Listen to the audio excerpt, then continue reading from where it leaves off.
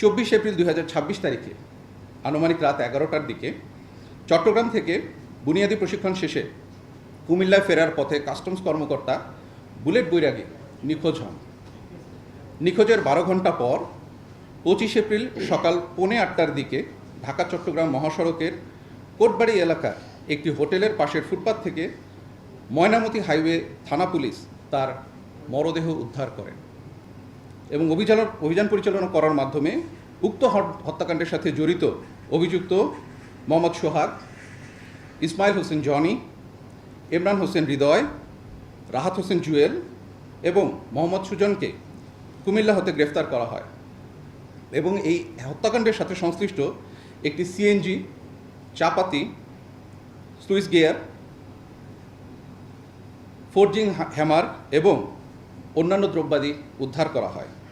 প্রাথমিক জিজ্ঞাসাবাদে জানা যায় যে গ্রেফতারকৃতরা একটি সংঘবদ্ধ অপরাধ চক্রের সক্রিয় সদস্য।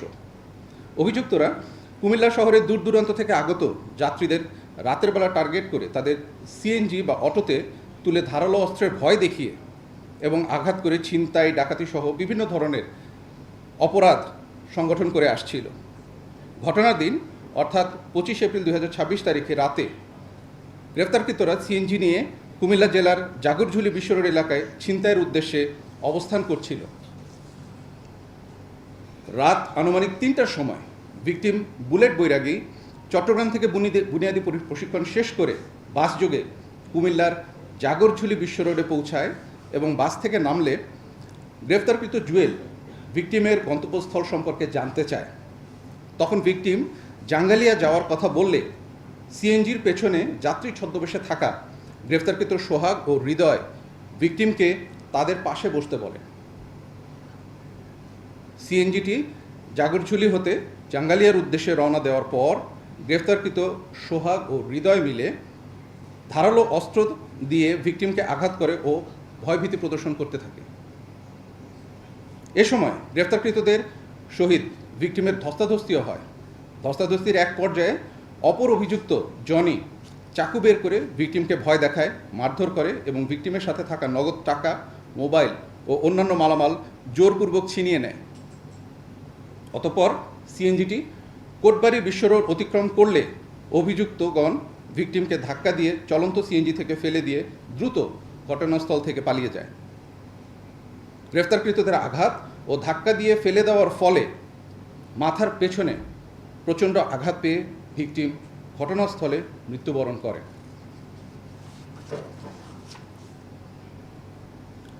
গ্রেফতারকৃত সকলের বিরুদ্ধে চট্টগ্রাম জেলার লাকসাম রেলওয়ে থানায় একাধিক চুরি, ডাকাতি ও মাদক মামলা রয়েছে। গ্রেফতারকৃতদের বিরুদ্ধে পরবর্তী আইনানুগ ব্যবস্থা গ্রহণের জন্য যে আইনি কার্যক্রম, সেই কার্যক্রম চলমান রয়েছে। প্রিয় সাংবাদিকবৃন্দ, এখন আমি পরের বিষয়টি সম্পর্কে আপনাদের দৃষ্টি আকর্ষণ করছি।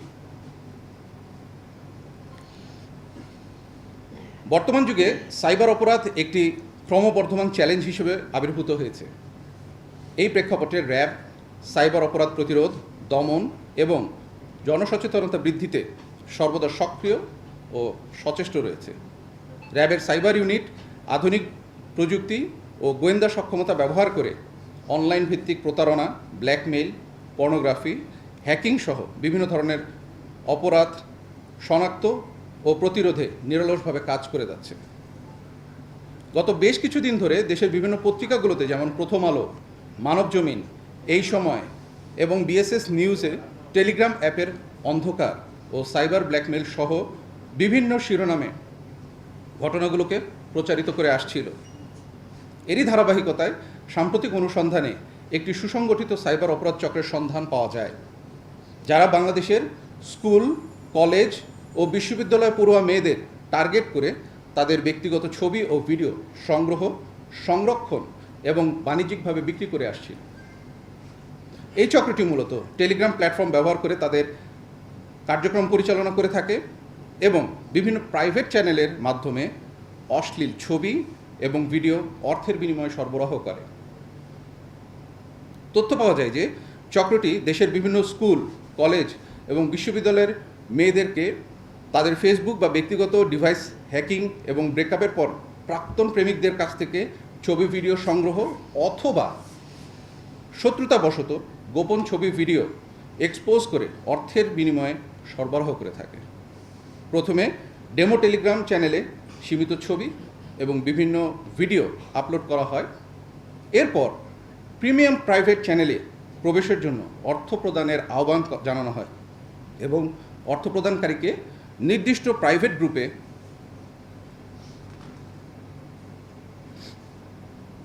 যোগ করা হয়।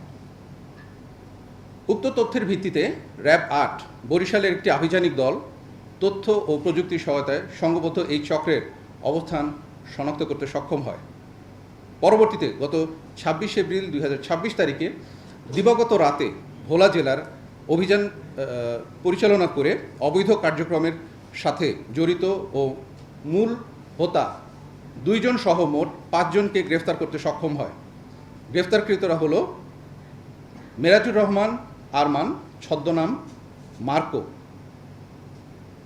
বিল্লাল হোসেন অন্তর ছদ্মনাম RDX প্রফেসর, রবি আলম মমিন, আলামিন ইসলাম ওরফে মাহি এবং মোহাম্মদ হাসিব।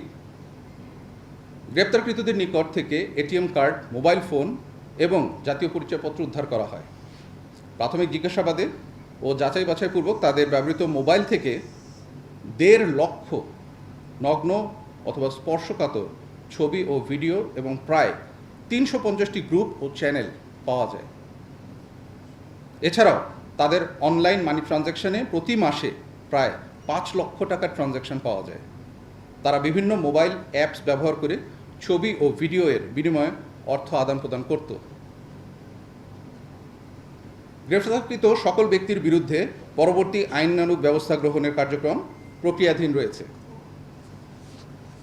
গ্রেফতারকৃতদের মধ্যে মোহাম্মদ সোহাগ, মোহাম্মদ ইসমাইল হোসেন, ইমরান হোসেন হৃদয়, রাহাত হোসেন জুয়েল, মোহাম্মদ সুজনের নামে বিভিন্ন থানায় মামলা রয়েছে।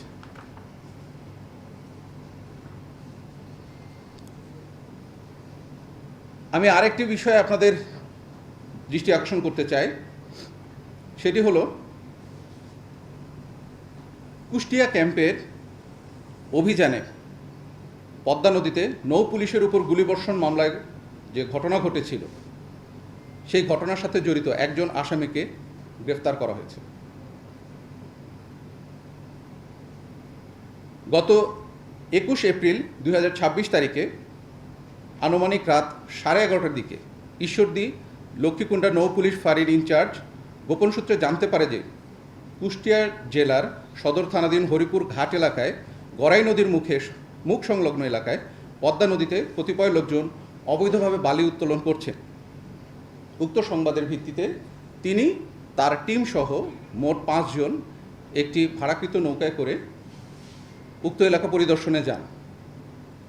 যখনই তারা ড্রেজারের কাছাকাছি একটি স্থানে গিয়ে পৌঁছান, সাথে সাথে ড্রেজারের ভেতর থেকে সশস্ত্র সন্ত্রাসীগণ অতর্কিতে হামলা করে এবং তাদের উপর গুলি বর্ষণ করে। এ ঘটনায় ৫ জন সদস্যই আহত হন। তাদেরকে পরবর্তীতে ঈশ্বরদী মেডিকেলে স্থানান্তর করা হয় চিকিৎসার জন্য এবং একজনকে রাজশাহী মেডিকেলে স্থানান্তর করা হয় পরবর্তীতে আরও উন্নত চিকিৎসার জন্য। বর্তমানে তারা সবাই চিকিৎসা শেষে সুস্থ আছেন। যাকে রাজশাহীতে স্থানান্তর করা হয়েছে তিনিও এখন আশঙ্কামুক্ত। এই ঘটনা ঘটার পর র্যাবের কুষ্টিয়া টিম গোপন তথ্য সংগ্রহ করতে শুরু করে এবং এর ভিতরেই আমরা যারা সশস্ত্র হামলা করেছিল তাদের ভেতর থেকে একজনকে গ্রেফতার করতে সক্ষম হয়েছি। এই বিষয়ে নৌ পুলিশের পক্ষ থেকে একটি মামলা দায়ের করা হয় এবং এজাহারে বেশ কিছু অজ্ঞাত আসামির নাম উল্লেখ করা হয়।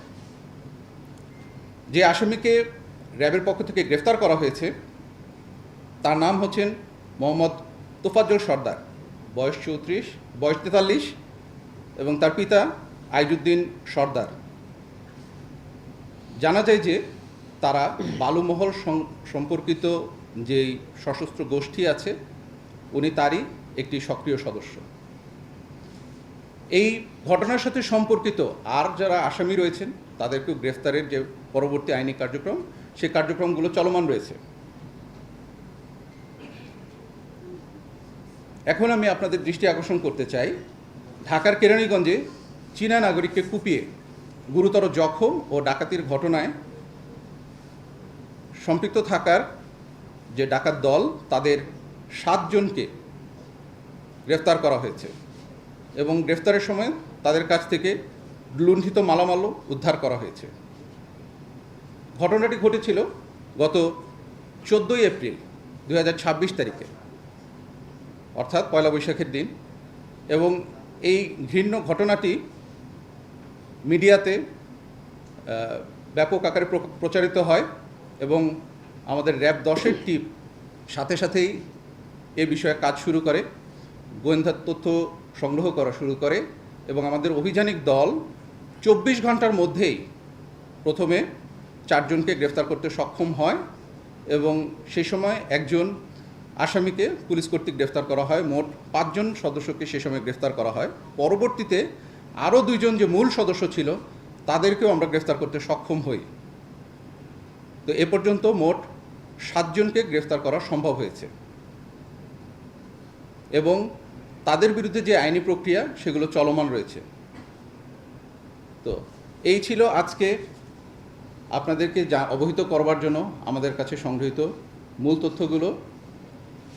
আমরা আশা করব অতীতের মতন আপনারা যারা বিভিন্ন পেপার, প্রিন্ট এবং অনলাইন মিডিয়ার সাথে যুক্ত আছেন, আপনারা আপনাদের তথ্য দিয়ে আমাদেরকে সহযোগিতা করবেন এবং আমরা যে কাজগুলো করছি প্রতিনিয়ত আমাদের কাজগুলোকে দর্পণ হিসেবে দেশের মানুষের সামনে উপস্থাপন করে সঠিক চিত্রটি দেশের মানুষের সামনে তুলে ধরবেন ইনশাআল্লাহ। আপনাদের সবাইকে ধন্যবাদ। আপনাদের যদি কারো কোনো জিজ্ঞাসা থাকে করতে পারেন। একজন করে বলবেন প্লিজ।